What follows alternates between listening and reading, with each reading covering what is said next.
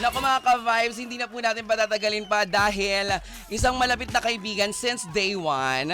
Actually, hindi naman day one. Since nung lumabas siya ng sikat na bahay din yun before. Kasi di ba parang naaalala na lang natin, Pinoy Big Brother House. Pero baka nakakalimutan po natin na sa katabi pong bahay nito, nandoon naman po ang Pinoy Dream Academy House. Diba? At ang umawit ng very, very iconic song na napakinggan po natin kani-kanina lamang ang Paano na Kaya. Diba? Oo. Eto na, please welcome live dito sa 92.3 FM Radio Ka-Vibes, ang Lupet Bugoy Drilon. Hello guys! Thank you for having me. Hi, Bugs! Yes! Ba't natatawa? Agad-agad wala pa ako sinasabi, Bugoy. Nagulat ako doon. Sabay talaga kayong dalawa eh. Yes, natin sabay na sabay. Pinag-test nyo ba talaga yun? Galing. Parang nasanay na lang sa araw-araw. Kasi di pa ako ready. Ay, ready sila. Galing. Pagbukas ng microphone, game ready na tayo. Dapat laging handa. Oo, Yes. kasi nga, tayo ay mga Boy Scout and Girl Scout of the Philippines. I agree. Wow! Kahit hindi ako nag-training, no? Totoo. Bugoy, batiin mo muna lahat ng mga ka-vibes natin na napapanood tayo at napapakinggan nationwide and worldwide. Wow. Hello po sa ating mga ka-vibes. This is Bugoy Delon. Sana po you're having a great afternoon. Yes. Yes. Alam mo, sobrang natutuwa ako kasi parang, di ba nag-start nung gines ka namin ni Papa Awel sa DCMM? Tapos ngayon nandito ka sa FM Radio Manila. So parang nakikita ko yung dati nating ginagawa. Yung Ngayon, parang di ba? very busy, Oo. di ba yung talagang lahat ng radio stations pinupuntahan ninyo. Tour talaga. Nagtutour talaga radio kayo. tour. Nakakamiss yung gano'n, no? Totoo. Pero syempre bago itong radio tour mo sa bago mong songs na inilalabas at sa mga bagong kaganapan na talaga namang aabangan sa'yo ng mga fans mo. Ano mo nang nagpa-busy sa'yo? This past few, mga, syempre diba, noong January, February, ganyan. Ano po, nag-focus lang talaga ako sa pag-build nung album talaga. Nung bagong sound? Oo. Hindi Yun man siya talaga. naging madali, pero talagang it's a process na kailangang pagdaanan. Kaya, yun ang pinagkaabalahan ko talaga to find yung right tone and yung meaning din ng kanta. And, yeah. Wow! Paano yun? Paano yung gano'n, no? Tama, no? Right on. Tsaka hindi, I remember, di ba na-mention mo sa akin, parang humanap ka ng mga mga young generations na Wow. involved doon sa music. Di ba sabi mo, parang umanap ka ng mga bagets dun para for the music na para makapag-collab with your ideas and their ideas. Sa totoo lang po, and actually, hindi ko naman po talaga sila hinanap eh. Dumating lang po talaga sila sa life ko. And Oo. sabi ko nga sa kanila na baka kayo talaga yung nilagay sa akin, place sa akin ni God to fulfill kung ano talaga yung kailangan kong gawin, which is purpose ko in music. Na baka sila talaga yung magbibigay sa akin yung story ko. Mhm. Pero kahit na ano pa man sabihin natin, yung tunog Bugoy Drilon, hindi na pwedeng mawala eh. Ay, Di ba? Very, Yes. ano na siya? Iconic. Iconic. Legendary. Legendary, totoo. thank you. Pag thank you. sinasabing iconic yung songs, di ba, who would have thought darating yung time na parang pag-uusapan natin at tatawagin natin legend, iconic, one of the... Di ba, Yeah, hindi totoo. award-winning also. Wow. Aminin natin kasi syempre nung mga panahon ninyo, kayo naabutan mo yung time where sa music industry, it's very, very important na makapag-sell ng CD. CDs. Naabutan mo ba yung Yes, tape? lahat, Pati tape? hindi na tape. Yung CD na. CD na talaga. CD na. Oo. Tsaka kayo nag-transition into digital platforms. Yung batch namin. Oo, yes. Ayan. Kasi Anong talaga nafe-feel? dati nun talaga yung entertainment, radio, and TV. True. Tsaka more Kaya show. hindi ko nga din naabutan na yung bago mag sumikat yung Facebook. May Sa bago social pa yun, media. di ba? Friendster. Naabutan ko yun yung bago niyan. Ano? Pex ba? MySpace. Charis. There you go. Yung MySpace, yes. Di ba? Bago oo. yung FB, MySpace siya. Pero hindi masyadong pumatok yung MySpace, Hindi. no? Kasi parang siyang Naging website. Yeah. Naging FB na, di ba? Oo, yung Facebook talaga yung pangmalakasan. Anong nafe-feel na parang ito na to, kumbaga parang dati ang sinasabi namin ng mga OG iconic, sina Sir Ogie Alcacid. Di ba totoo sina Sir Ogie Alcacid, sila Sir Martin Rivera? I know. Kayo kasi yung sumunod na batch, di ba? Parang sina Eric Santos, ikaw, si Jed. Talaga ba? Kasama ako doon. Totoo naman, yes. Oo. Thank you na lang po. Thank you Hoy, po. aminin natin, Bugoy, ang dami yung nalibot na ibang bansa, 'di ba? Pero ano po, nakakatabaan ng puso kasi yung gusto ko lang naman talagang gawin, which is kumanta. Mhm. Yun lang talaga ang gusto ko. I just want to give value to the people using my music and for them to really get to know me as well. Pero aminin natin, yung sa music mo parang nagkaroon ka rin ng time na hindi pa man 2026 or 2025 na challenge ka. Kumbaga kaya nga sumikat yung yung One Day. Kasi 'di ba hindi naman natin alam na magti-trending yung version mo ng One Nagulat Day. din talaga ako Diba? kasi parang nag-experimental lang talaga yun. Nag-try akong Cover. ng reggae sound. Tinry ko oo. lang. Tapos nagulat ako na sinuportahan nila na umabot pa ng Ibang bansa. yes, and then the views, I think that's the first time na nagkaroon ako ng 100 million views. The views and opinion of the Ay, host. doesn't reflect Iba the- ata yan. Mali! Iba pala yun, iba pala. Mali! Ayan. Oo, pero di ba 100 million views dahil dun sa song na yun. Pero minahal, kumbaga kada may show ka, hindi na siya pwedeng hindi kasama dun sa ang tawag doon sa song, list of songs mo. Playlist. Songs, Ano, Tama ba? tama, playlist. Set list. Set list. Yes. Ang galing mo dyan. Yes, oo, pang banda. Setlist, yes, di ba? Repertoire. Okay. Wow! Oh, wow. Repertoire? Wow. Repertoire? Tsari. Di ba, Bugoy? Totoo. Repertoire pala ang tawag doon. Hindi ko alam, naisip ko lang. Tsari. Di ko sure. Oo, di ba? Ayan. Yun, so yun. Nung dumating yung time na yun, may pressure ba na dapat kailangan ko ng isa pang hit na meron pa akong i-cover ulit na papatok na naman sa tao, which meron yung sa inyo naman nila, Michael. Wala naman na pressure siguro kasi yung intentions ko lang naman talaga is to put out music. Kaya kung ano yung nagustuhan kong i-cover noon, nilalabas ko lang. So, siguro wala naman na ginawa ko siya na dahil pressure kung kailangan kong maglabas just to stay relevant. I did it because I love making music. And swerte ko lang, blessed lang ako na ngayon binigay sa akin ni God yung mga tao na alam kong matutulungan nila ako to create yung music. Kasi doon talaga niya ako nilagay eh. Mhm. May time ba sa career mo na parang nung nag-uusbungan, nagsusulputan na yung mga bago? Parang may time ba na parang naisip mo na, hindi na ito yung kagaya nung bago kami. Sila na yung mga bagong flavor of Yes. the Filipino audience. Yes. Hindi ko pa yung natatanong sa'yo ever. Talaga, oo naman. Yeah, can you make kwento? Wow, can you make kwento, Englishera? Iba Yung na kasi ang parang landscape. Iba na yung ganito, ganyan. Naramdaman ko naman yan nung umpisa. Pero na-realize ko din na iba-iba yung timeline of success. So, bakit kailangan mo makapag-compete sa iba? You just learn how to celebrate yung win din nila. Nung umpisa naramdaman ko yun kasi as a breadwinner kasi, di ba, you have to provide for your family. So, naramdaman na relevant ka pa ba? Tatangkilikan ka pa ba ng tao? Love ka ba na pakinggan ka ng tao? May mga bago na pumapasok ngayon. But they deserve to be there too kasi they put hard work as well. You just have to learn to celebrate other people's win and know na yung timeline ng success natin magkakaiba. True. But we are meant to be successful. Totoo. Ang ganda nun. Grabe. Parang siya, it's a good way to take things. Hindi yung parang, siguro, parang yung ibang tao kasi syempre mai-insecure na parang, nako, ano na mangyayari sa career ko, ganun.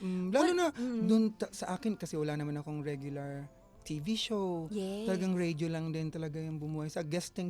Pero choice ba yun? Kasi 'di ba dati kapag ka nananalo sa mga reality competition o kaya kahit hindi kayo manalo pero meron kayong mga sikat na kanta, 'di ba automatic? Nagiging artista. Ang pagkakaalam ng tao dapat mainstay agad sa ASAP, ganyan. So choice It mo depends. dati. Ako po gusto ko talagang kasi gusto ko talagang kumanta. Why not? It's a big platform na ma-share ko yung music ko, not only my music, which is my journey. Pero siguro, alignment din siguro ni God na para i-hone ko pa kung ano yung binigay niya sa akin. So when I'm ready akong sumabak sa battle niya. kumbaga prepare ka Mm-mm. sa mga nangyari sa'yo dati, hindi mo siya inisip as parang ay negative. Rejection. Pero the good thing din naman, hindi naman ako pinabayaan na time to time, nagkakaroon pa rin ako ng mga Tsaka one of guestings. Star Records favorites, di ba? Totoo, lalo na nung time ni Miss Annabel Regalado. Di ba, Bugoy? Tapos hanggang nung time ni Sir Roxy Liquigan, naging from nabutan Star ka pa. Music, Star Records to Star Music. Kumbaga parang kayo yung suki na kayong original baby ni na Abby Aliedo, Darwin Chang, na binibenta kung saan-saan sa mga provinces. Diba? Kaya nga, nung diba nag-mo show tayo, tapos ikaw yung nag-host. Oo, Remember mo yun? yes, totoo. Tapos ang ingay natin sa band. Yes. Way back. Oo, true. Lahat nililibot namin talaga. Lahat ng mga malls. Oo. Nag-international na ba tayo, Bugoy? Hindi Singapore? pa yata. Or si Marcela Pomo yung mga kasama Oo, ko? hindi pa yata. Giselle Pomo. Jovit. Si Jovit pa pala. Sumalangit nawa si Jovit. Diyos ko, nakakasama pa namin yan si Jovit noon. Yes. Kami dati yung tatlo magkasama. Yan, Jovit. Kasi bago ang Budakel sila, dalawa yung... si Jovit o si Marcelito yung kasama ko. Di ba totoo? Si Jovit tsaka si Marcelito. Yan, si Marcelito rin na talagang hanggang ngayon nagki-keep in touch pa rin. Nakakatuwa, di ba? Ang sarap-sarap makita na up until this very moment, di ba? Still, your music is alive. Di ba? Ang bakit naman parang Thank you. Hindi, wag naman, napuwing lang ako. Parang emotional ka. Hindi, Ay, napuwing lang ako. May masama. Di ba totoo? Alive na alive yung music mo. Oo. Ngayon yung last time nung nag-usap tayo sa DZMM, ang title ng song na ipinarinig mong pasample ay yung about sa sa Empty House. yes, right? about sa pagkawala ng isang malapit na kaibigan or taong mahal natin. Ngayon naman ang bago sa ay Pilit pinili. kwento, bakit pilit pinili? Talagang gusto nyo malaman yung totoong kwento. No? Gusto ko malaman talaga, Bugoy, kasi parang this past few days parang Sige. may Sasabihin pinagdadaanan ko ng talaga, puso ko diba? dahil sa love life. Sa love life. Nabuo yung kanta kasi I've been in a 5-year long distance relationship na alam mo naman sa sarili mo na hindi talaga para sa iyo yung tao, pero pinipilit mong magstay and question sa sarili mo kung bakit nahihirapan kang umalis sa sitwasyon na yon. Which is kasi yung attachment na kahit na mahirap, pinipili mo pa rin yung love na baka balang araw, mabigay din sa iyo yung love na hinahanap mo. So, it represents that love pala is not that easy. It's also show the painful truth na kailangan mo lang tatagan yung sarili mo. Grabe. Sobrang relate. Na saka yung meaning din kasi nung kanta is that na parang kapag pinili mo pala yung bagay na hindi para sa'yo, anong mangyayari? Ikaw ang masasaktan. Hindi naging open sa sa public yung Hindi talaga naging open when it comes to my relationship. yung personal life. Yeah. Kasi kaya nga personal, 'di ba, sa akin. And then I've learned yung experience to na I think kailangan ko pagdaanan to give a company sa taong may pinagdadaanan din ng ganito because I've been in that position and alam ko kung gaano kahirap na umalis sa sitwasyon kapag mahal mo ang tao kahit na hindi naman naibabalik yung love na yun sa'yo. Mhm. So meaning yung 5 years na na LDR mo na yon, sa sinasabi mo ngayon, parang to my understanding, naging struggle, challenge, mahirap. Kasi parang ikaw lang ng ikaw yung Nagtatry. nagtatry tapos wala kang nare-receive pabalik. So, Bakit nagtagal kayo? Kasi 'di ba pag mahal mo naman ng tao, wala ka naman pinipili kung ano siya eh. 'Di ba? You dive and you give that love. Kasi it represents kung paano ka magmahal. Hindi naman yun ni-represent kung paano magmahal ng isang tao eh. It represents kung paano ka magmahal. Na binibigay mo na you can actually love someone kahit na hindi niya ibalik yung love na yun. Maganda yung naging closure niyo nito. Oo naman, okay naman na. At first, syempre, dinamdam ko muna yung pain. And then, later on, na-realize ko na part lang talaga siya ng kailangan ko pagdaanan. May regrets ka? Wala. Wala akong regrets. First time kita kasi- naririnig na nagkikwento ng love Ayun life. na nga eh. Wala naman akong regrets kasi choice ko yun eh. Saka I've learned something there na makita ko kung ano yung value ko. My As a person, self-worth yes, and my oo. self-value na hindi naman pala mo makukuha yun sa ibang tao kundi sa sarili mo. And I am thankful na pinagdaanan ko yun kasi nalaman ko na it's okay na masaktan. Kasi alam mo rin kung paano magmahal. Paano ka nag-cope up? Sinong kasama mo ng time na nasa moment ka nang yan lahat ng sinasabi mo yung pinagdadaanan mo? Which is my family, my friends na yan, sa another songs na nga yan sa kanta na lahat pala ng kailangan ko nasa harapan ko. Yung relationship pala na hinahanap ko, hindi pala yung romantic relationship ang kailangan kong hanapin na una, which is the relationship that I have with my family and the people that surrounds me. Na tinatry kong i-fit in yung sarili ko sa iba na reality pala, yung mga taong para sa akin nasa harap ko lang. At blinded ka kasi may gusto kong iba eh. Kaya yun. Bakit? May background.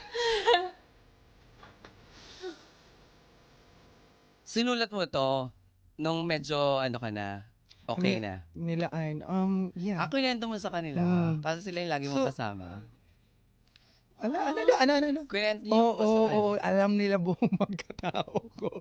Kwento ko talaga sa kanila lahat ng pinagdaanan ko. Pero yung pilit-pinili talaga, ito yung pinaka-vulnerable side ko. Ito yung Totoo, no? pinaka-vulnerable Ang ko hirap talaga bugoy, na di feeling. ba? Oo. Kasi parang, di ba sa trabaho, parang kailangan, kunyari pag performer ka, singer ka, kahit na ano man yung sakit na nararamdaman mo, Kailangan magtrabaho, from diba? within. Pero Mhm. kunyari, at that time, meron kang mga shows or meron kang mga gigs na kailangan mong puntahan. Yung mga nanonood sa'yo doon, hindi sila pumunta para masaktan ng bonggang-bongga at makarelate, di ba? Nandun sila para maging masaya. Yeah. Kaya itong pilit-pinili, hindi naman talaga siya, pag pinakinggan mo, hindi naman talaga pain talaga, which is actually healing. Healing yung binigay ko ditong intentions. Na kahit ganun yung nangyari, Pwedeng pang closure. kahit hindi mo nakuha yung bagay na gusto mo, it's not the end naman eh. But learnings lang ang makukuha mo doon to choose yourself. Tama. Self-love. Kasi yung iba hindi naman sinuchoose yung sarili nila pag in love eh. Ang hirap, 'di ba? Ang hirap Yes, kasi kasi- kahit alam mo nang hindi para sa True. bakit ang hirap, bakit hindi ka nakakawala? Bakit hindi ka nakakaalis? Bakit pinipilit mo pa rin yung sarili mo kahit alam mo naman? Tsaka walang, ang sagot? alam natin yung sagot, pero gusto nating, ayaw man natin aminin sa sarili natin, gusto nating maramdaman kung ano ba talaga yung sinasabi nilang pain. No. And can I tell you something? Bakit Yes. nag-work yun? Dahil yung hope natin. Hindi, aside from hope, totoo naman talaga lahat tayo may di ba? Ang dami nating na yung Delulu. memories na alam Attachment. okay naman Sayang. kami, ganyan. Ilaban ko pa kasi tas 'di ba yung sinasabi ng mga tao na mag-take ka ng risk. Kasi pag Yes. nag-risk ka, hindi mo naman alam kung maging okay or magiging hindi. Ayaw mo ng Siguro yung regrets sa words na sinabi niya nilalaban kasi nilaban ko ba? Oo, nilaban ko hanggang 5 years. So, Kahit na ibig 1 year pa lang alam ko na. talaga? 1 year pa lang ba nakitaan mo na parang hindi talaga may red? It's not reciprocated. Yung it's Ang hirap. unrequited. Uy, ang sakit nun, bugoy. Una parang ikaw lang yung nagbibigay ng love kahit hindi mo nakukuha yung love na yun sa kanya. Pero kasi na-realize ko na it depends din pala sa expectations mo.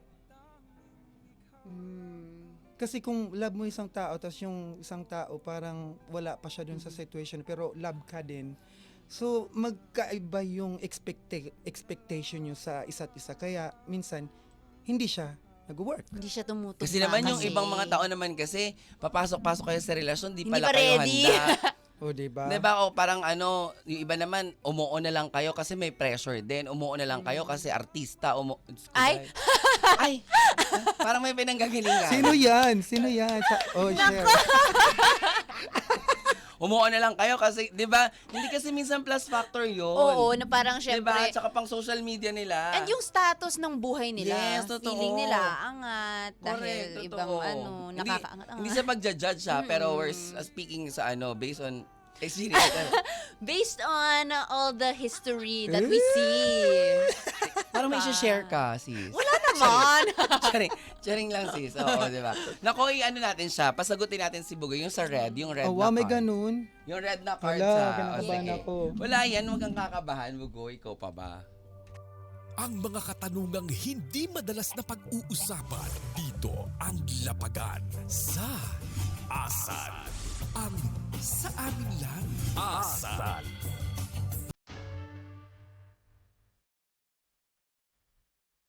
Ano din kasi, Ito na naman.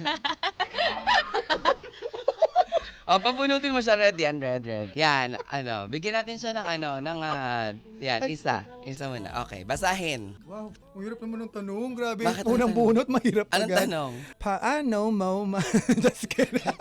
With W ba yung paano? Saka yung mo? Paano mo masasabing mahal mo na ang isang tao? Oh, yan. Boom. Oh, yan na. Ang bilis. Masasabi mong mahal mo na ang tao kapag may... Natawa kasi ako eh. Parang hirap talaga ng tanong na to eh, kasi hinahanap ko pa rin to sa sarili ko eh. Paano masasabing mahal mo ng isang tao? Siguro for me, masasabi kong nahanap ko na yung, or mahal ko na yung tao kung meron akong peace sa taong to. Peace of mind, no? Kasi it's very, very expensive. Mm. Yun ang hindi Kasi hindi lang naman mawawala. puro love and feelings because change. Feelings change, di ba? But kung meron kang peace na peaceful kang kasama yung taong to, it's a luxury to have. So for me, yun yung sa akin, mahal ko na yung tao siguro kapag I have peace Tama, of mind. tama. Madalas hindi yan nasasagot, yung peace of mind. Lagi ang sinasabi natin, trust, Oh. loyalty, faith. Hindi rin pwede kasi kahit na yung loyalty ka, tas yung isang partner mo, hindi. So, would you stay in a relationship, ipupush mo ba yung loyalty mo, even though alam mo na yung love mo may iba? Nako. Ay, hindi na. Oo nga. Diba? Kung may mahal siyang iba, magsama sila. May hinanakit. Hindi, di ba totoo Pero totoo naman? Di ba kung may mahal na siyang iba, wag mo nang ipagpilitan yung sarili Totoo. mo na pumasok pa dun sa eksena, di ba? Totoo. Oo. Sige na nga. Ay, Totoo, charis. totoo talaga yun. Totoo yun. Diba? Nangyari, naramdaman ko din naman talaga. Kaya yung pilit-pinili, wag mo na Don't ipagsisikin yung sarili mo na mahalin yung isang tao na even though yung taong yun, di ka naman talaga mahal. So, anong tawag sa'yo? Hindi ko pwedeng sabihin.